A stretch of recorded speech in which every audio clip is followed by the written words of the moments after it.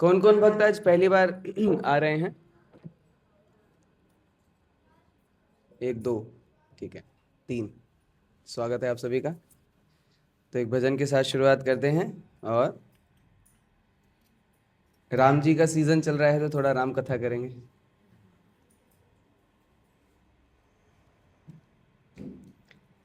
जय राधा माधव कुंज बिहारी।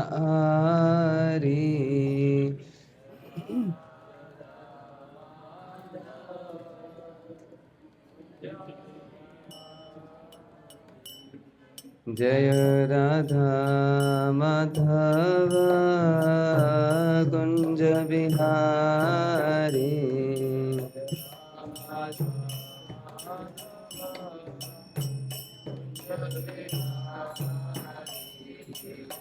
गोपी जन वल्लभ गिरिवरधारी।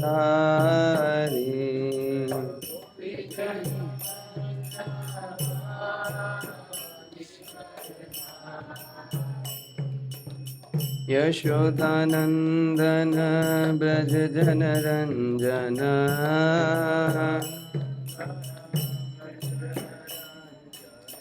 यशोदानंदन ब्रज जन रंजन।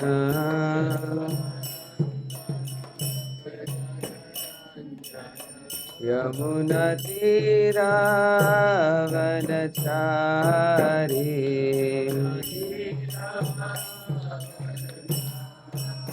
यमुना तीरावनचारी।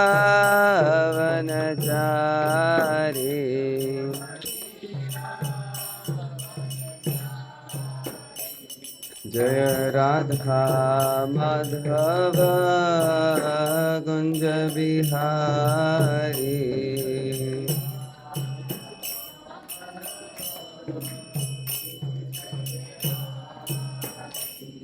हरे कृष्णा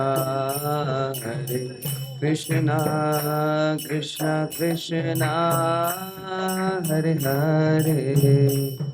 हरे राम राम राम हरे हरे।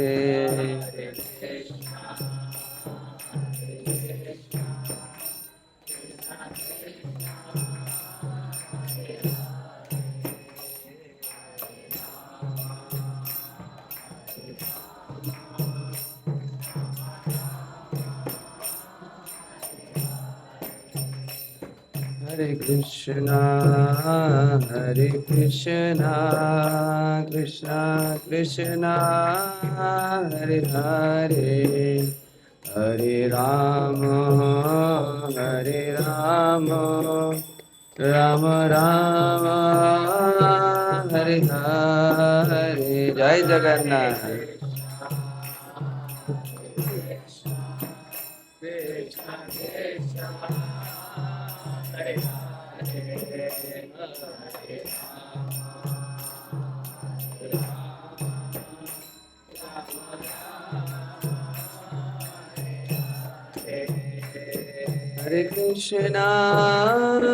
हरे Krishna Krishna Krishna Hare Hare.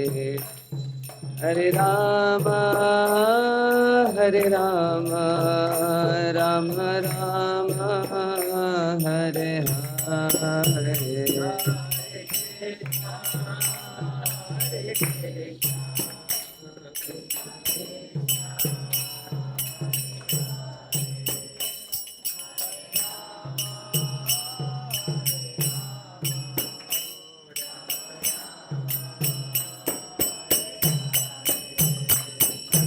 Krishna Hare Krishna Krishna Hare Hare Hare Rama Rama Rama Hare Hare।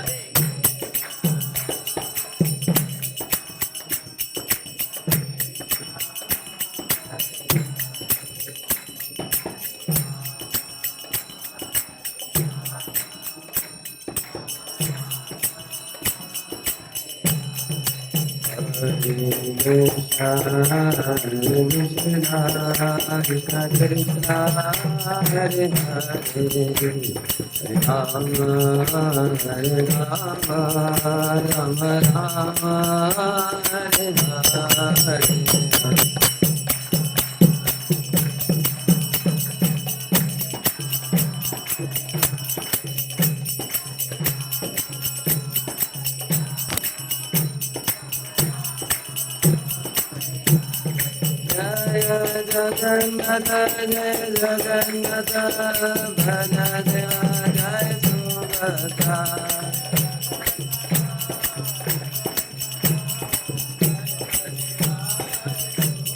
Jai Radha Madan Mohan Radha Madan Mohan Radhe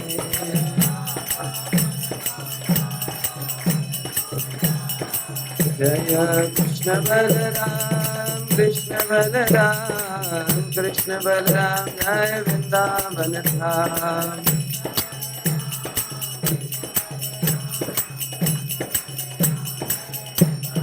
Jaya Gauranitai Jaya Gauranitai Madhita Pavana Gauranitai Jaya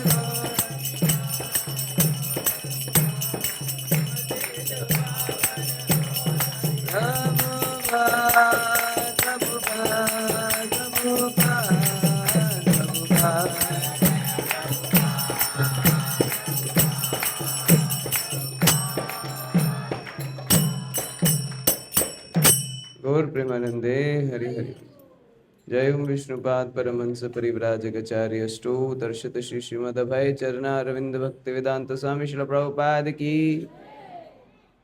Shri Shri Radha Madan Mohan Krishna Balram गौर निताय की जगत गुरु श्रील प्रभुपाद की जय। गौर प्रेमानंदे हरि हरे कृष्णा। तो आज हम Ramnavami special कुछ डिस्कशन करने वाले हैं। राम जी की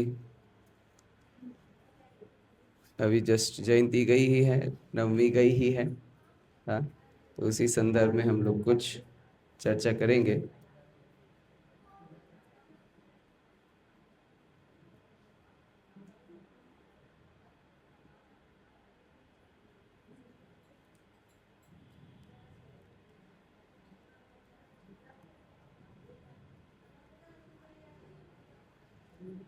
भगवान राम के कुछ गुणों पर हम चर्चा करने का प्रयास करेंगे समय अनुसार। हाँ, वैसे तो भगवान के गुणों भगवान गुणों के आगार हैं, भगवान गुणों के सागर हैं और भगवान के गुण गिनना असंभव है, जैसे हमारे गुण गिनना भी असंभव है। क्यों? क्योंकि मिलते ही नहीं है। और हमारी बुराइयां गिनना भी बड़ी मुश्किल है। क्यों? इतनी सारी हैं, क्योंकि है अनगिनत हैं। तो यही दोनों सिद्धांत भगवान पर भी लगते हैं, लेकिन दूसरे तरीके से। भगवान के गुण गिनना भी संभव नहीं है, क्योंकि अनंत गुण हैं भगवान के अंदर, और भगवान की कमी निकालना मुश्किल है, क्योंकि उनके अंदर कोई अवगुण नहीं है, कोई कमी नहीं है। बल्कि भगवान को ही तथाकथित बाह्य दृष्टि से कोई गलत काम भी करते हैं तो उनके गुण कीर्ति को बढ़ा देता है। हाँ, जैसे सामान्य व्यक्ति अगर जो कोई चोरी करेगा तो एक अवगुण है, लेकिन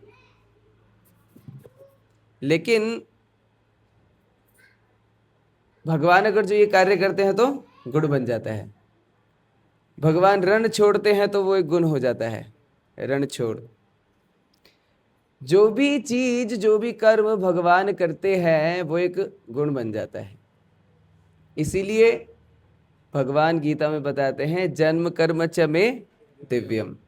भगवान के जन्म, भगवान के कर्म सब दिव्य है, और इतने दिव्य है कि उनके श्रवण मात्र से जीवात्मा मुक्त हो जाती है। सामान्यतः जब तक हम अपनी बातें करते रहेंगे, बंधन का कारण बना रहेगा। जब भगवान के गुणों की चर्चा करेंगे, भगवान की लीला की चर्चा करेंगे, तो हम मुक्त हो जाएंगे। तो इसीलिए हमने सोचा थोड़ा भगवान राम के गुणों की चर्चा करेंगे। बहुत सारे स्थानों पर रामायण में भगवान श्री राम के गुणों का वर्णन आता है। जैसे जब दशरथ महाराज एक दिन अपने आईने में अपने चेहरे को देखते हैं तो उनको सफेद बाल दिखते हैं। हमें सफेद बाल दिखते हैं तो क्या याद आएगा? हाँ, बूढ़ा हो रहे हैं और डाई करने के लिए। हाँ, डाई करना याद आता है कि बहुत दिन से डाई नहीं किया है। हाँ, लेकिन जब दशरथ महाराज ने अपने सफेद बाल देखे तो उनको स्मरण आया कि अभी रिटायरमेंट ले लेना चाहिए, वानप्रस्थ का समय आ गया है। अब राज्यभार भगवान श्री राम को दे करके हमें वन में जाना चाहिए। लेकिन पहले ऐसे पुत्रवत गद्दी नहीं हुआ करती थी कि ठीक है मैं राजा हूं तो मेरा ये वाला पुत्र जो है, बड़ा पुत्र, राजा बन जाएगा। लेकिन सामान्यतः ऐसा होता भी था, लेकिन इसमें गुणों का विचार पहले होता था। अगर कोई गुणवान नहीं है तो दूसरे पुत्र को, जो गुणवान है, उसको राज्य दिया जाता था। जैसे धृतराष्ट्र के संदर्भ में हम जानते हैं, वो अंधे थे तो पांडु को राजा बनाया गया। तो उसी तरह दशरथ महाराज तो जानते थे कि प्रभु श्री राम सर्वगुण संपन्न हैं, लेकिन प्रजा को कैसे बोलेंगे? तो दशरथ महाराज प्रजा के सामने जाकर के चर्चा करते हैं कि अब मैं वृद्ध हो गया हूँ, मुझे अब वन में जाना चाहिए, तो राजा किसको बनना चाहिए? तो जितने भी सब थे सब एक ही सुर में बोले, प्रभु श्री राम। फिर वहां पर भगवान श्री राम के गुणों की चर्चा हुई। दर्जनों भर श्लोक दर श्लोक भगवान श्री राम के गुणों के ऊपर उस पर चर्चा हो रही है। तो ये 1 घंटे का समय उसके लिए पर्याप्त नहीं है। हाँ, लेकिन फिर भी प्रयास करते हैं। एक बार जब वाल्मीकि ऋषि को नारद मुनि जी प्रचार करते हैं, जब वो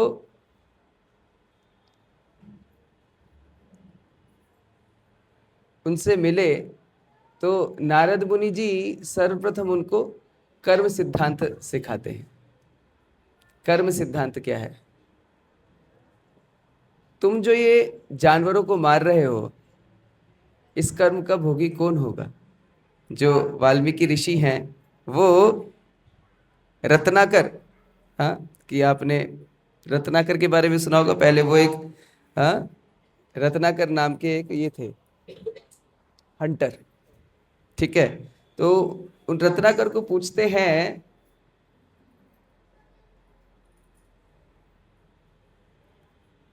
कि इसका, ये जो आप पशुओं को मार रहे हैं, इसका कर्म कौन लेगा?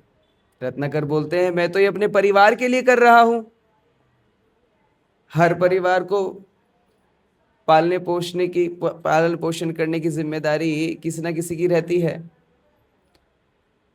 उसको, उस परिवार को पालना ही तो मुख्य धर्म है। तो जो भी कुछ कर रहा हूं, जितने भी कर्म कर रहा हूं, मैं तो परिवार के लिए कर रहा हूं। तो नारद मुनि जी उनको बताते हैं कि जाइए, आप अपने घर पे जाइए और अपने परिवार से पूछ करके आइए कि जो आप कर्म कर रहे हैं, क्या वो उस कर्म में भागी हैं? रत्नाकर जाते हैं, घर जाते हैं, अपने घर पे जाकर के पूछते हैं कि मैं जो ये सब पाप कृत्य कर रहा हूं, क्या आप इसमें भागी हैं? तो परिवार वाले मना कर देते हैं। वहां से रत्नाकर का वैराग्य उत्पन्न होता है। तो प्रचार करना भी एक कला है। कहां से एक व्यक्ति को उठाना है, क्या व्यक्ति का संघर्ष है वो देखना चाहिए। कई बार बोलने के लिए बहुत सारी कथाएं सुनाते हैं, बहुत सुनने में अच्छी भी लगती हैं, लेकिन व्यक्ति का वो स्तर नहीं है। श्रील भक्ति सिद्धांत सरस्वती ठाकुर बोलते हैं कि जो नया नया सीख करके आते हैं, हाँ, जैसे अभी वृंदावन घूम करके आए, नया नया कुछ सीख करके आए, हाँ, कि ये राधा राधा राधा राधा राधा राधा अभी जपेंगे, वो राधा नाम तो लेता है, हाँ, लेकिन सिद्धांत सरस्वती ठाकुर कहते हैं, अब से नहीं, अभी ये 2 जनरेशन पहले सिद्धांत सरस्वती ठाकुर कह रहे हैं, अभी की बात नहीं है, कह रहे वो वहां से राधा नाम सीख करके आता है, लेकिन राधा रानी को स्मरण करने का तो उसके अंदर सामर्थ्य है नहीं, तो वो धोबी की जो बेटी है राधा उसको याद करता है। सिद्धांत सरस्वती ठाकुर होते हैं, उसको राधा रानी का स्मरण नहीं आएगा। ऐसे ही जो कथा करने वाला है वो भी उस स्तर पे नहीं है। एक दिन गौर कृष्णदास बाबा जी महाराज, कौन कौन जानते हैं गौर कृष्णदास बाबा जी महाराज को? कुछ कुछ भक्त जानते हैं। जो अल्टर खुलेगा तो एक गुरु शिष्य परंपरा रखी हुई है, तो उसमें जो 3rd 4th नंबर पे हैं, पहले हैं प्रभुपाद जी, फिर उनके गुरु भक्ति सिद्धांत सरस्वती ठाकुर, उनके गुरु गौर कृष्णदास बाबा जी महाराज। तो बाबा जी महाराज एक दिन एक पेड़ पर बैठे हुए थे, पेड़ पर बैठे हुए, तो कुछ लोग आए, उनको बोले कि बाबा जी एक नया कथाकार आया है और वो बहुत अच्छी कथा करता है, राधा रानी का नाम लेता है, श्री चैतन्य महाप्रभु का नाम लेता है, गौर गौर बोलता है। तो गौर कृष्णदास बाबा जी महाराज बोलते हैं, वो गौर गौर नहीं बोलता है, वो टका टका बोलता है। बंगाली में टका मतलब पैसा, कह रहे पैसा चाहिए, पैसा दो, पैसा चाहिए, पैसा दो। तो कुछ देर बाद ऊपर पेड़ पे से उन्होंने छलांग लगा दी पानी में। भक्तों ने बोला कि ये क्या हुआ?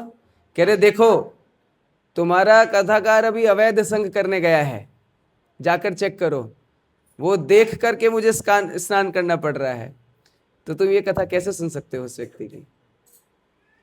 तो बोलने वाले भी उस स्तर पे नहीं है और सुनने वाले भी उस स्तर पर नहीं है। इसीलिए प्रचार करने का एक सिद्धांत है, आपको बहुत कुछ पता हो सकता है, लेकिन व्यक्ति किस स्तर पे है ये पता होना चाहिए। तो नारद मुनि सीधे सीधे भगवत चर्चा नहीं करे रत्नाकर के साथ में, पहले कर्म सिद्धांत बताया। जब उसको झटका लगा एकदम कि मेरे साथ तो कोई नहीं है, तब वो रत्नाकर आकर के नारद मुनि से चर्चा करता है, मुझे इस संसार से मुक्त होना है, मुझे आप भगवत मार्ग दिखाइए। उस समय पर नारद मुनि जी ने उनको भगवत नाम दिया, राम जाप, राम नाम का जाप करने की शिक्षा उन्हें प्रदान करी। आप लोग ये कथा जानते हैं। अब वो 1 साल तक राम नाम का जप करते रहे, वाल्मीकि ऋषि जी करते रहे, राम नाम करते करते करते करते उनका हृदय शुद्ध हो गया। भगवान नाम का एक ये लक्षण होता है कि हृदय शुद्ध हो जाता है, और उसी नाम के प्रभाव से आगे, हाँ, उनके हृदय में नाम रूप गुण लीला प्रकाशित हुई। भक्तों के हृदय में भी होते हैं, ये उसी का उदाहरण है। श्री चैतन्य महाप्रभु बोलते हैं, यही भगवत नाम, इहा होइबे सर्व सिद्धि होइबे तुम्हार, सर्वखन बोलो तुम्ही विधि नहीं आर। और कोई विधि नहीं है, ये नाम के माध्यम से ही सर्व सिद्धि भक्त को प्राप्त होती है। भक्ति विनोद ठाकुर जी ने एक भजन लिखा है, कृष्ण नाम धरे कत बल, उसके अंत में ये पंक्ति आती है जहाँ भक्ति विनोद ठाकुर बोलते हैं, ये नाम के प्रभाव से ही भक्त को, हाँ, ये सिद्धि मिलती है, उससे सेवा उसकी सुनिश्चित होती है, हाँ, वो भगवत धाम में प्रवेश करता है। तो ये नाम इतना शक्तिशाली है। तो वाल्मीकि ऋषि नाम का आश्रय लिए, हाँ, उसके बाद में वाल्मीकि जी के हृदय से ये एक प्रश्न निकला कि नाम के प्रभाव से ही गुणों की चिंता वाल्मीकि को हुई। वाल्मीकि ऋषि 16 गुण बताते हैं कि नारद मुनि, ये 16 गुण किसी के अंदर हो सकते हैं क्या? कोई ऐसे ये 16 के 16 गुण प्राप्त हों जिसके बारे में हमें चर्चा करनी है। तो नारद मुनि जी बोलते हैं हाँ, एक व्यक्ति है। हाँ, यद्यपि वाल्मीकि ऋषि भगवान श्री राम को जानते थे, वो उनके समकालीन थे। नारद मुनि भी जानते थे, वाल्मीकि ऋषि भी जानते थे, लेकिन कब भगवान उसको, उस भक्त को उस चेतना के स्तर पे लेकर के आएंगे कि वे स्वयं उन चीजों को हृदय से प्रकाश करेंगे, ये भगवान की स्वतंत्र इच्छा होती है। वाल्मीकि ऋषि अब तैयार थे भगवान की कथा सुनने के लिए। तो 100 श्लोकों में नारद मुनि ने भगवान श्री राम के चरित्र का वर्णन किया। ये वाल्मीकि रामायण की शुरुआत है। और ये 100 श्लोकों में भगवान राम के विषय में वाल्मीकि ने तत्वतः, गुरु से परंपरा में सुना। ऐसे तो बहुत सुना था, समकालीन लोगों के बारे में तथाकथित बहुत लोगों से सुनते ही हैं हम, लेकिन कितना प्रामाणिक है कितना नहीं है उसके लिए उसकी गारंटी नहीं है। यहाँ पर नारद मुनि भगवान श्री राम के चरित्र का वर्णन कर रहे हैं, और वही चिंतन करते करते वाल्मीकि ऋषि अब रामायण का चिंतन कर रहे हैं और कई रसों का स्वादन कर रहे हैं। रामायण जो है वो रस शास्त्र है। कौन सा शास्त्र है? पीछे वाले सो रहे हैं क्या? कौन सा शास्त्र है? इधर में कौन सा शास्त्र है? हाँ, रामायण क्या है? रस शास्त्र। थोड़ा ऐसा हाथों को फैला लीजिए, थोड़ा नींद भाग जाएगी। खड़े हो जाइए, एक बार अपनी जगह पे खड़े हो जाइए। खड़े हो जाओ, खड़े हो जाओ, खड़े हो जाओ, गिर जाएंगे नहीं तो। हाँ, खड़े हो जाओ, खड़े हो जाओ, खड़े हो जाओ। अभी बैठ जाओ, उधर ही बैठ जाओ, बैठ जाओ। थोड़ा नींद अभी खुल गई, थोड़ा हाथ पैर चल गए ना, अभी एक्टिव हो गए आप। लेकिन अभी आपस में बात नहीं करनी, इतना एक्टिव नहीं होना, ठीक है? तो रामायण के अंदर, रामायण रस शास्त्र है, उसके अंदर बहुत सारे इमोशंस हैं। जहां वो भगवान राम का चरित्र सुन के, सीता का चरित्र सुन के, लक्ष्मण का चरित्र सुन के, भरत का चरित्र सुन करके प्रफुल्लित हो रहे थे,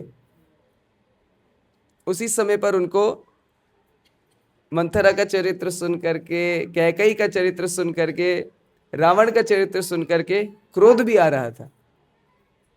उनको जटायु की कथा को स्मरण करके अनुकंपा भी आ रही थी।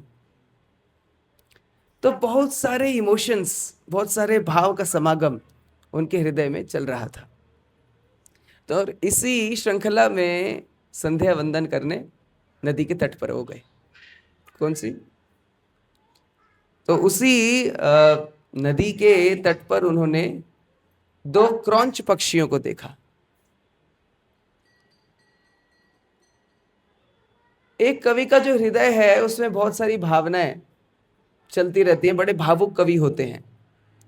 तो जब उन 2 पक्षियों को वो देखे तो उनको प्रेममय संबंध का स्मरण आया। तो वो सोचने लगे कि मंथरा को जाने दो, कैकेयी को जाने दो, इन सब के विषय में हम नहीं सोचेंगे, हम तो भगवान राम की अनुकंपा के बारे में चिंतन करेंगे। हाँ,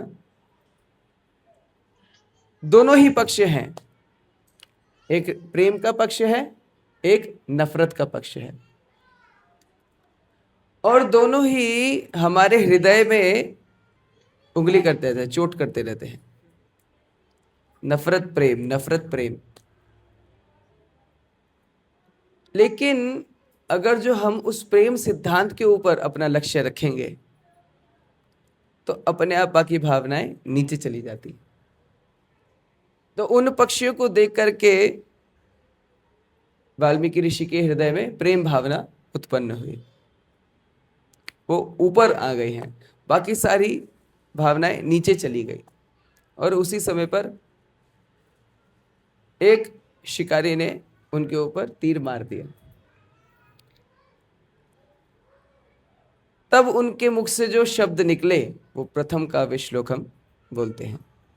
वास्तव में वो श्लोक नहीं था, वो शोक था, वो श्राप था, और उसी को प्रथम काव्य माना गया। बाद में जब वो अपने आश्रम में वापस आए, बड़े ही मलिन हृदय से आए, चिंतन करने लगे कि मैंने श्राप दे दिया, मैं तो भगवान राम को स्मरण कर रहा था और इतने सुंदर भावना में था, उसके बाद भी मैंने श्राप दे दिया। व्यक्ति अपनी प्रवृत्तियों के हिसाब से कर्म तो करता है, लेकिन अगर उसको बोध हो जाए कि वो गलत कर रहा है तो वो सुधरने की संभावना है उसके अंदर। अगर जो ये सोचे कि मैं बहुत सही कर रहा हूं तो वो सुधर नहीं सकता। जैसे एक बार एक ऋषि ऐसे ही तपस्या कर रहे थे, तपस्या करते करते उनका तेज, उनका बल इतना बढ़ गया, हाँ, जो ज़्यादा तपस्वी हो जाते हैं, ब्रह्मचर्य व्रत इत्यादि करते हैं, तो गुस्सा भी बहुत जल्दी आता है उनको, इस प्रकार के ऋषियों को। तो पास में ही एक पक्षी ची ची करके चहचहा रहा था। पुरानी कथा है, पुराणों में बताई हुई है। तो जैसे स्नान करके बाहर निकले वो ऋषि, तो पक्षी को देखा, इतने क्रोध से देखा कि वो पक्षी जल करके भस्म हो गया। उसको बड़ा अच्छा लगा, भस्म करके नहीं, अपनी शक्तियों पर, कि हमारे पास भी हाँ ऐसी शक्ति है कि हम देखने से बहुत कुछ कर सकते हैं। फिर वो ऐसी गर्भ में बाहर निकला भिक्षा मांगने के लिए। एक माता के घर पे हाँ वो गया भिक्षा मांगने के लिए, लेकिन वो माता आने में थोड़ा विलंब करती है। तो बड़ा क्रोधित हो गया, तुम्हें पता नहीं हम कितने बड़े साधु संत हैं, तुम्हारे द्वार पर आकर के भिक्षा कर रहे हैं। तो वो माता बाहर आकर के बोलती है, मैं वो पक्षी नहीं हूं जो जिसने तुमने जिसको जलाया था, मैं अपने पति की सेवा कर रही हूं, थोड़ा समय रुको। तो उनको समझ में आया तो अनर्थ था, मैं उस अनर्थ को ही अभिमान मान रहा था। अनर्थ के ऊपर अभिमान नहीं करना चाहिए, अपनी गलतियों को समझना चाहिए, केवल तभी शोधन हो सकता है। तो वाल्मीकि ऋषि चिंतन करने लगे, मैंने क्या गड़बड़ कर दी। तब आकर के ब्रह्मा जी उनको आशीर्वाद प्रदान करते हैं। आगे रामायण की चर्चा होती है, लेकिन जो 16 गुणों की चर्चा हुई थी वो अभी हम चर्चा करेंगे। देखिए, शास्त्र ऐसे हैं कि किसी न किसी प्रकार से ध्यान आकर्षित करने का प्रयास करते हैं, किसी न किसी तरीके से। वाल्मीकि जो एक दास्य थे, वो फिर नाम के आश्रय लेकर के गुणों की चर्चा करना चाहते थे, भगवान नाम चर्चा करना चाहते थे, राम कथा सुनने का उनको सुयोग मिला। ऐसे ही अलग अलग प्रयास से परीक्षित महाराज को श्राप मिला, वो श्राप के माध्यम से कथा सुनने का उनको अवसर मिला। हम जन्मेजय की कथा सुनते हैं, परीक्षित महाराज के पुत्र। जन्मेजय को कथा सुनने में कोई रुचि नहीं थी, उनको बड़ा क्रोध आ रहा था, हमारे पिता तो कथा सुने, फिर भी तो तक्षक आ गया, तो कथा सुनने में रुचि नहीं थी। और वैशंपायन ऋषि सोच रहे थे कि इनको तो कथा सुनानी ही पड़ेगी, क्योंकि राज ऋषि है, कैसे कथा सुनाए। तो 2 शब्द बोल दिए, वन भंगम गोहरणम। ये 2 शब्द बोल करके वैशंपायन ऋषि चले गए। अब कोई थोड़ा सा छेड़ जाए तो फिर उत्सुकता होती है वो जानने की, किसी को बोलो एक बात बताऊं तुम्हें, कि हाँ बताओ बताओ, क्या चल छोड़ यार, क्या बताऊं, रहने दे। इतना बोल करके अगर जो चले गए तो वो खाना पीना नहीं खा पाएगा, अपना सो नहीं पाएगा कि क्या बोलना चाहता था ये, पता लगाना पड़ेगा। तो क्या है ये वन भंगम गो हरणम, क्या है ये? क्या सुनना चाहते हो? अरे हाँ हाँ, पूरी कथा सुननी पड़ेगी। हाँ सुनाइए। तो एक गोहरणम जो द्रुपद क्षेत्र में गायों को हराया था, दुर्योधन इत्यादि का जो युद्ध हुआ था, तो महाभारत की पूरी कथा सुना दी। और वनभंगम जो हनुमान जी ने जाकर के अशोक वाटिका को उजाड़ा था, वनभंगम, तो फिर रामायण की कथा सुना दी। 2 शब्दों से रामायण और महाभारत सुना दी। तो साधु कितनी अनुकंपा करते हैं, किसी न किसी कारण से कृष्ण कथा सुनाने के लिए तत्पर रहते हैं। यह साधुओं का कृष्ण चेतना है, ये साधुओं का कृष्णमय जीवन है कि वो कृष्ण किसी भी चीज को कृष्ण से संबंधित कर लेते हैं, कनेक्ट कर देते हैं। प्रभुपाद जी, शिला प्रभुपाद जी जो इस्कॉन के संस्थापक आचार्य हैं, शिकागो करके एक जगह है यूएस में, तो शिकागो एयरपोर्ट पे एक बार प्रभुपाद जी उतरे, वहां पे लिखा हुआ था ओ हरे इंटरनेशनल एयरपोर्ट। प्रभुपाद बोले ओ हरे, इसको होना चाहिए ओ हरे कृष्णा इंटरनेशनल एयरपोर्ट। तो भक्तों को भेजा, जाओ एयरपोर्ट अथॉरिटी से आप जाकर के बात करके आओ कि वो अपने एयरपोर्ट का नाम चेंज कर दे। भक्तों ने बोला कि प्रभुपाद वो हमें घुसने दे रहे एयरपोर्ट पे, ये बड़ी बात है। फिर नहीं आप जाओ पूछ करके आओ। तो प्रभुपाद की उस तरीके से चेतना थी। ऐसे ही डीलैंड में रिसेंटली राधानाथ महाराज कुछ समय पहले पिछले साल आए थे। महाराज अपना अनुभव बता रहे थे कि जब वो श्रीमद भक्ति तीर्थ स्वामी महाराज के साथ में थे, तो भक्ति तीर्थ महाराज के साथ सब सेवा वगैरह बंद करके अंतिम समय में कई हफ्तों तक महाराज की संगति कर रहे थे, उनको कृष्ण नाम कृष्ण कथा सुनाते थे। तो उनको एक दिन फोन आया कि कुछ ब्रजवासी बरसाना से आए हैं और अमेरिका में है वो, कोई उनको लेकर के आया है। तो ब्रजवासियों ने उनको फोन लगाया कि महाराज हम आपसे मिलना चाहते हैं। महाराज ने बोला कि बताओ आप लोग कहाँ पर हो, मैं वहां खुद आ जाऊंगा। हमको मालूम नहीं हम कहाँ पर हैं, हमको तो लेके आए हैं, किसी से पूछ के बताओ अच्छा कि आप कहाँ पर हो।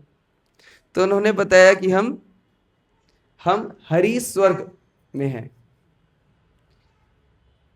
महाराज सोचने लगे हरि के नाम से कौन सा क्षेत्र आ गया अमेरिका में, हरि स्वर्ग लेने आप हमको लेने आ जाइए।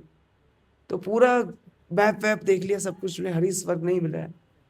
कह रहे आप जो आपको लेकर के आए ना, आप उनसे एक बार बात कराइए। उनसे जब बात करी तो वो बताते हैं कि महाराज हैरिसबर्ग है, यहाँ पर आप आ जाइए लेने के लिए। तो महाराज फिर वैन से उनको लेने के लिए स्वयं गए। तो महाराज यही बता रहे थे कि देखिए ब्रिजवासियों की चेतना को देखिए, कितनी उत्कृष्ट चेतना है, हर चीज को वो कृष्ण से जोड़ सकते हैं। प्रभुपाद जी की चेतना कितनी उत्कृष्ट है, हर वस्तु को वो कृष्ण से जोड़ सकते हैं। और यही वृंदावन का भी भाव है, ये आध्यात्मिक जगत का भाव है। भौतिक और आध्यात्मिक का अंतर क्या है? भौतिक जगत में हर वस्तु को देख करके हमें इंद्रिय भोग करने की कामना होती है। आध्यात्मिक जगत में हर वस्तु को देख करके हमें कृष्ण का स्मरण होता है। जैसे श्रीमती राधा रानी है, वो हर चीज को देख करके, हर वस्तु को देख करके प्रभु श्री कृष्ण का स्मरण करती हैं। वो यमुना जाती हैं, यमुना का जल काला देख करके कृष्ण का स्मरण होता है उनको। वो काला भंवरा देखती हैं, उसको देख करके कृष्ण का स्मरण आता है। वो अपने स्वयं के बाल दर्पण में देखती हैं, उसको देख करके काले बाल को देख करके कृष्ण का स्मरण उनको आता है। वो अपने नीलम की मणियां देखती हैं, अपने आभूषणों में देखते हैं तो उनको कृष्ण का स्मरण आता है। वो अपनी साड़ी देखती हैं नीले कलर की, उसको देख करके कृष्ण का स्मरण आता है। और तो और एक श्यामा सखी नाम की एक सखी है राधा रानी की, उनका नाम सुन करके उनको कृष्ण का स्मरण आता है। और जब क्रोध आता है तो वो कुछ भी काला नहीं देखना चाहती है। फिर श्यामा सखी से नहीं मिलती है। श्यामा सखी कहती मेरी क्या गलती? कह रहे नहीं, तुम्हारा नाम ही गलत है, तुम्हारे नाम में ही श्याम है, नहीं गलत है। यमुना में नहीं जाती हैं, अंधकार में नहीं रहती हैं। गोपियों को बोलती हैं सारे दीप जला दो, कह रहे अंधकार नहीं देखना है मुझे। तमाल वृक्षों को नहीं देखना चाहती हैं। गोपियों को काम देती हैं जाओ सारे तमाल वृक्षों को सफेद पोत के आ जाओ। क्या सेवा है। वो नीली साड़ी नहीं पहनते, लाल साड़ी पहनते हैं। ये कृष्ण को सूचना है कि मैं गुस्सा हूं। नीलम के आभूषण नहीं पहनती हैं, मोती के आभूषण पहनती हैं। और दर्पण में जब अपने आप को देखती है तो इतना क्रोध आता है कि दर्पण फोड़ देती है। लेकिन मुश्किल है, क्या मुश्किल है? दर्पण टूटने के बाद और ज्यादा काला काला दिखता है। ये राधा रानी है, ये ब्रजवासी हैं।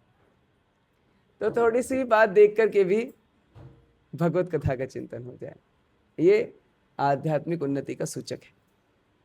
तो जैसे ही नारद मुनि को मौका मिला कि अच्छा गुणों की बात कर रहे हो, एक ही शीलवान व्यक्ति है, एक ही गुणवान व्यक्ति है, भगवान श्री राम, प्रभु श्री रामचंद्र की,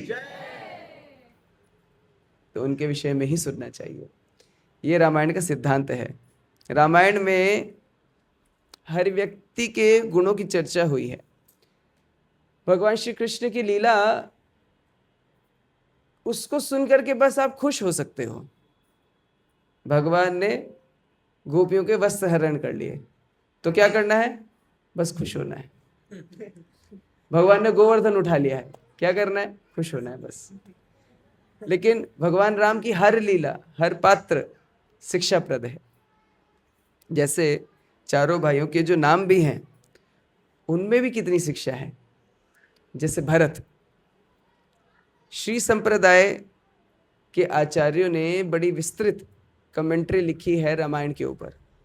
श्रील प्रभुपाद जी चाहते थे कि भागवत के बाद वो दोबारा से भगवत गीता पे टीका लिखें और महाभारत पे भी लिखें, रामायण पे भी लिखें, गोस्वामी के शास्त्रों पर भी लिखें।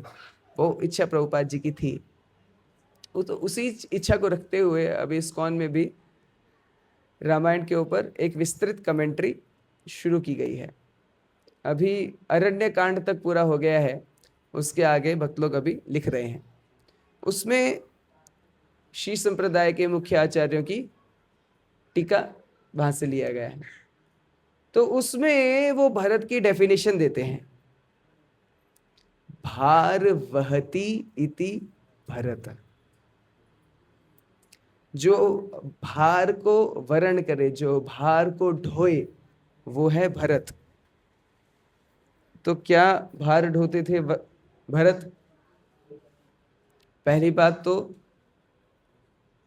भगवान श्री राम के बिना जो भरत को राज्य मिला वो भार जैसा लगता था उनको। भगवत संगति के बिना, भगवत संग के बिना जो भी कुछ कीर्ति महिमा हमको मिलती है वो वास्तव में भार है। और दूसरा, भगवान राम की सेवा का भार भरत उठाए। संगति में रहना अच्छा है, संगति से ज्यादा अच्छा है सेवा करना। हम लोग रामायण में देखते हैं दशरथ महाराज का प्रेम, कितना उनका प्रेम राम के लिए उत्कृष्ट था। भगवान राम वन में गए, दशरथ महाराज के प्राण छूट गए, लेकिन दशरथ महाराज से भी उत्कृष्ट भक्ति बताई गई है लक्ष्मण की। जो लक्ष्मण ने प्राण नहीं त्यागे, वो भगवान राम के साथ में वन में चले गए सेवा करने के लिए। और वो जब वन में जा रहे थे, माता सुमित्रा उनको बोलती हैं, बहुत सुंदर उपदेश वो उनको देती हैं कि आप भगवान राम का मुख मत देखना। मुख नहीं देखना क्यों? ऐसा क्या गड़बड़ है? क्योंकि भगवान राम इतने सुंदर हैं, इतने सुंदर हैं कि जब आप उनका मुख देखेंगे तो बस उसको ही देखते रह जाओगे, फिर सीता वीता सब चीज भूल जाओगे। तो हर अंग इतना सुंदर है। निताई सेवनी माता जी एक इस्कॉन में एक स्पीकर हैं, तो माता जी उदाहरण देती हैं। वो बता रही थी कि हम जब जूम कॉल में कभी सुनने के लिए फोन को पास में ले आते हैं, और अगर जो कान या नाक दिखती है तो कैसा भयावह दृश्य होता है सामने वाले के लिए। तो प्रभु जी वीडियो बंद कर लो, आप ऑडियो में सुनो।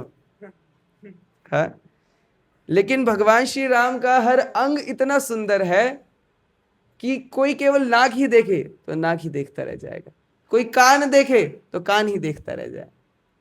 तो लक्ष्मण को सुमित्रा बोल रही है कि आप भगवान राम के मुख को मत देखना, नहीं तो आप सेवा नहीं कर पाओगे। आप नीचे देख करके बात करना और सेवा करते रहना। कितने उस उत्कृष्ट लक्ष्मण की सेवा है। हाँ? लेकिन लक्ष्मण की सेवा से भी उत्कृष्ट भरत की सेवा मानी गई है। क्यों? क्योंकि विरह में सेवा की है भरत, साथ में रहने के लिए नहीं मिला, लेकिन फिर भी वही समर्पण, वही त्याग, वही प्रेम, भरत की सेवा। इसलिए हनुमान जी को जब प्रभु श्री राम प्रथम बार मिलते हैं, तो प्रथम बार मिलने के समय हनुमान जी को बोलते हैं कि तुम लक्ष्मण की तरह मेरे भाई हो। जितना मैं लक्ष्मण को प्रेम करता हूं उससे ज्यादा मैं तुम्हें प्रेम करता हूं। लेकिन जब हनुमान जी ने और प्रसन्न किया, माता सीता की खोज करके आए, तब भगवान श्री राम ने डिक्लेयर कर दिया, तुम मम भरत प्रिय सम भाई, तुम मेरे भरत के समान मेरे भाई हो। लक्ष्मण से ज्यादा बड़ा स्थान है भरत को दिया। भार वहति इति भरत। और लक्ष्मण को बोला गया है लक्ष्मी संपन्न इति लक्ष्मण। लक्ष्मी संपन्न है। लक्ष्मी संपन्न, कितनी एफडी थी उनकी, कितना राज्य था। वास्तव में लक्ष्मण तो राजा बने नहीं, लेकिन लक्ष्मण की संपत्ति है प्रभु श्री राम की सेवा। सेवा करने का अवसर वास्तव में संपत्ति है, ये वास्तव में धन है। अगर हमें सेवा करने का अवसर मिल जाए, मायापुर गुरुकुल में अगर जो बच्चों को पनिशमेंट देनी होती है, तो पनिशमेंट क्या है कि आपको 3 दिन तक कोई सेवा नहीं मिलेगी। हमको ऐसा हो जाए तो कितना अच्छा है। फेस्टिवल में पूरा लिस्ट में हमारा कोई सेवा का नाम नहीं, अच्छा है चांद छुट्टी, जाऊंगा बढ़िया, नाचूंगा गाऊंगा खाऊंगा वापस आ जाऊंगा। लेकिन सेवा करने का मौका वास्तव में संपत्ति है, और लक्ष्मण उस संपत्ति को प्राप्त किए। श्रील प्रभुपाद जी एक बार ब्रह्मानंद प्रभु को बुलाए, उनको बोले कि बैक टू गॉडहेड पत्रिका कैसी चल रही है। हाँ, भगवत दर्शन, हिंदी में भगवत दर्शन बहुत ही प्रिय प्रोजेक्ट है श्रील प्रभुपाद जी का, भगवत दर्शन पत्रिका। ब्रह्मानंद प्रभु कहते हैं कि प्रभुपाद जी आप चाहते हैं कि ये भगवत दर्शन पत्रिका बांटे, लेकिन भक्त लोग बांटना दूर, कोई इसको बैठ करके स्टेपल करना पसंद नहीं कर रहा है। छपके आ गई है, भक्त लोग स्टेपल नहीं करना चाहते हैं, उसको संकलन नहीं करना चाहते हैं, बांटेगा कौन? कोई तैयार नहीं है। प्रभुपाद जी कह रहे कोई तैयार नहीं है, तुमने मुझे तो बताया ही नहीं, मैं तो तैयार हूं। घंटों बैठ करके वो जगत गुरु युगाचार्य श्रील प्रभुपाद जी बैठ करके स्टेपल कर रहे हैं बैक टू गॉडहेड मैगजीन्स को। ब्रह्मानंद प्रभु की आंखों में आंसू आ गए। जब भक्त लोगों ने ये दृश्य देखा तो तुरंत भक्त लोग ये बैक टू गॉडहेड पत्रिका को बांटना शुरू कर दिए। प्रभुपाद जी अपने प्रवचन में समझाते हैं कि सेवा करने का सौभाग्य वास्तव में संपत्ति है। सेवा मिलनी चाहिए, छोटी सेवा हो बड़ी सेवा हो वो बड़ी बात नहीं है। सेवा के लायक हमें होना चाहिए। कौन सी सेवा मिले उसका लायक नहीं, सेवा मिले उसका लायक हमें होना चाहिए। तो लक्ष्मण उन सेवा के धनी हैं। और शत्रुघ्न जो शत्रुओं का विनाश करे। तो अब प्रश्न आता है, शत्रुओं का विनाश तो राम और लक्ष्मण ने ज्यादा किया है। शत्रुघ्न ने पूरे रामायण में हम पढ़ते हैं कि उन्होंने एक ही असुर को मारा। कौन सा? लवणासुर को। तो ज्यादा शत्रुओं का विनाश किया नहीं। तो फिर शत्रुघ्न का नाम शत्रुघ्न क्यों रखा? क्या अतिशोक्ति है? नहीं, क्योंकि वो अपने हृदय के शत्रुओं को उन्होंने पराजित किया। हृदय के शत्रु हैं काम, क्रोध, लोभ, मद, मात्सर्य, सबको विजय प्राप्त किया। देखिए, लक्ष्मण को सौभाग्य मिला प्रभु श्री राम के साथ में वन में जाने का। भरत को सौभाग्य मिला वो त्याग करके राज्य संभालने का। शत्रुघ्न का इतना गुणगान नहीं होता है। क्यों? छोटी सेवा मिली, माताओं का ध्यान रखना है, बस राजभवन में रहो, माताओं का ध्यान रखो। तो वो भी बोल सकते हैं कि अरे भाई, हमें भी थोड़ी फ्रंट की सेवा दीजिए प्रभु जी, क्या हमें बैक साइड में रख दिया है? मान सम्मान की प्रत्याशा के असुर का दमन किया है उन्होंने, वो शत्रु का हंत किया है, इसीलिए शत्रुघ्न नाम उनका। ये सुंदर वर्णन है। समय तो कंप्लीट हो गया है, ठीक है, और थोड़ा 2-4 मिनट। अभी तो हमने इस टॉपिक में प्रवेश भी नहीं किया है। 16 गुणों में, ठीक है, भगवान के गुणों को थोड़ा टच करते हैं। पहला श्लोक है जो 16 गुणों में से 6 गुणों को बता रहा है।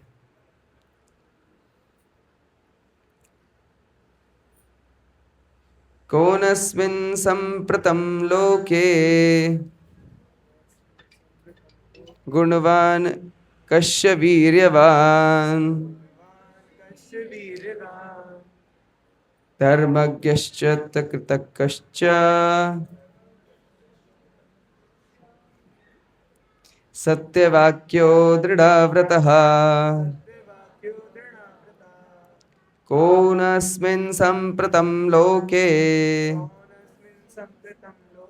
गुणवान कस्य वीर्यवान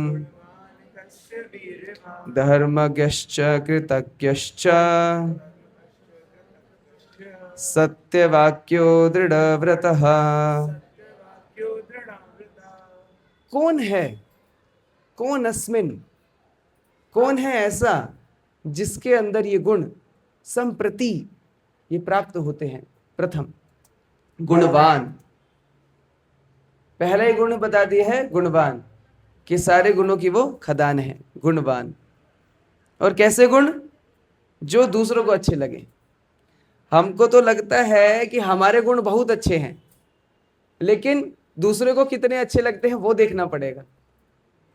जैसे भीम एक बार बोलते हैं कि मैं गाना गाना चाहता हूं। अर्जुन तो बहुत अच्छा गाना गाते हैं, तबला मंगाया। एक बार भीम ने धिन किया, तबले में छेद हो गया। और जब वो रियाज कर रहे थे तो सारे महल के लोग कान बंद करके बैठे, अरे भाई कान का पर्दा फट जाएगा।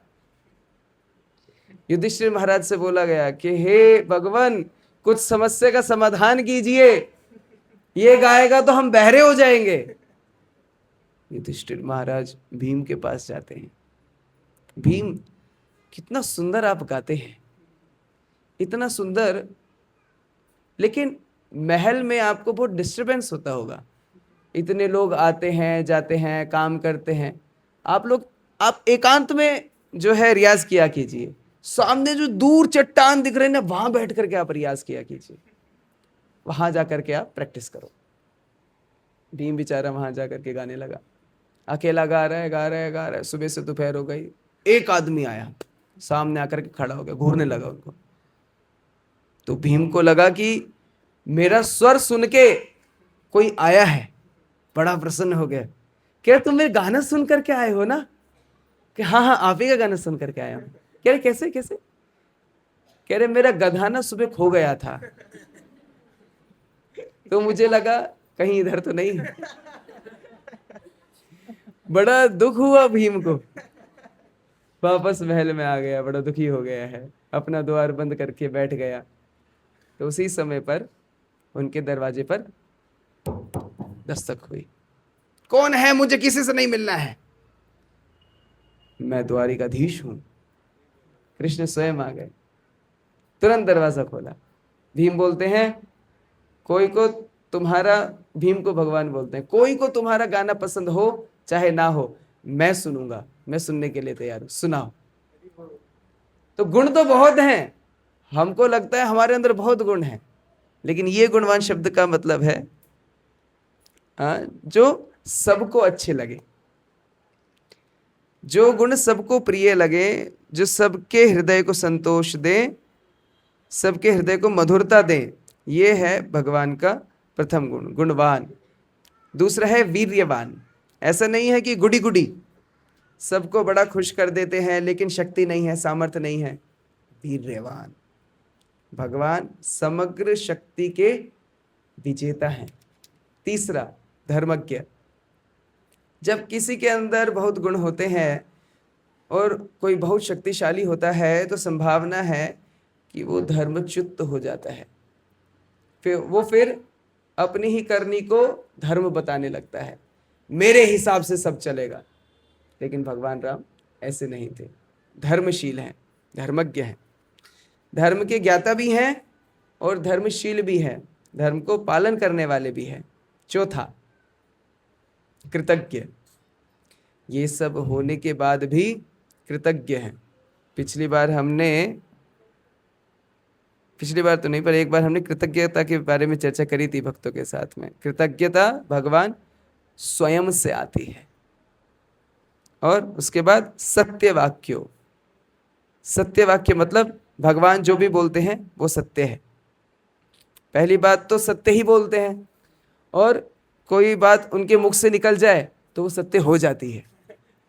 जैसे एक बार कृष्ण और अर्जुन वन में विहार कर रहे थे, तो कृष्ण ने अर्जुन से पूछा, कह रहे अर्जुन ऊपर देखो, ये ऊपर क्या उड़ रहा है? अर्जुन कहता है ठीक से दिख नहीं रहा भगवान, दिख नहीं रहा। कह रहे मेरे को लग रहा कि ये एक बाज है। हाँ हाँ बाजी है, बाजी है। कृष्ण के थोड़ी देर बाद कहते हैं बाज नहीं है, ये चिड़िया ही है, ये थोड़ा नीचे उड़ रही है, ऐसे ऐसी लग रहा था कि बाज जैसी। हाँ चिड़िया चिड़िया चिड़िया। कृष्ण अर्जुन को बोल रहे क्या मस्करी चल रही है? मैं बोलूं बाज बाज, चिड़िया बोले चिड़िया। इतना अंतर नहीं पता तुम्हें चिड़िया और बाज में? तुम द्रोणाचार्य के परीक्षा में चिड़िया के आंख को देख रहे थे, द्रौपदी के स्वयंवर में नीचे पानी में देख करके मछली में तीर मार रहे थे, तुम्हें अंतर समझ में नहीं आता चिड़िया और बाज में? अंतर सब समझ में आता है प्रभु, लेकिन आपके ऊपर भरोसा नहीं है, कब चिड़िया को बाज बना दोगे और बाज को चिड़िया बना दोगे। इसीलिए कसम खा ली है मैंने, करिष्ये वचनम तव, जो आप बोलोगे वही सत्य है, जो आप बोलेंगे वही सत्य होने वाला है। तो भगवान का नाम सत्य वाक्य और दृढ़ व्रता। जो एक बार व्रत ले लेते हैं उस व्रत को पालन करते हैं। हमारे व्रत ज्यादा देर टिकते नहीं हैं। जैसे कई लोग जिम में जाते हैं, और जिम वाले भी बड़े शातिर दिमाग के होते हैं, चतुर होते हैं, स्पेशल स्कीम रखते हैं वो। आप 1 महीना अगर जो जिम आएंगे तो 10,000 रुपये, 3 महीने के 20,000 रुपये, और 6 महीने के 30,000 रुपये। बहुत ही अच्छी बात है। व्यक्ति सोचता है, अपना दिमाग लगाता है, मारवाड़ी बुद्धि लगाता है कि 10,000 में 1 महीना जाएंगे तो 6 महीने के कितने हो गए? 60,000। यहाँ 6 महीने के एक साथ करेंगे तो 30,000, तो मैं 30,000 रुपये बचा लूँ। कितना समझदार हूँ मैं। जिम वाला भी कहता है हाँ सर, इसमें आपका प्रॉफिट बहुत ज़्यादा है। तो 6 महीने के लिए 30,000 रुपये देकर के आता है, बस 2 दिन के बाद तीसरे दिन पहुंचता ही नहीं है। किस किस के साथ हुआ है ऐसा? हुआ है? हाथ खड़ा करो। हाँ हाँ करो करो करो करो। हाँ बहुत सारे लोगों के साथ। लेकिन भगवान ऐसे नहीं है। भगवान है दृढ़ व्रता। एक बार जो व्रत ले लेते हैं बस, बोल दिया कौन ते प्रति जाने ही नामे भक्त प्रणश्यति, व्रत कर लिया है बस, अब इस व्रत पे अड़े रहेंगे। इसीलिए हाँ, भक्त लोग विग्रह पूजा के बाद में भगवान को प्रार्थना करते हैं कि भगवान आपने प्रतिज्ञा तव गोविंद नामे भक्ति प्रणश्यति, आपने प्रतिज्ञा की है कि मेरे भक्त का कभी नाश नहीं होगा।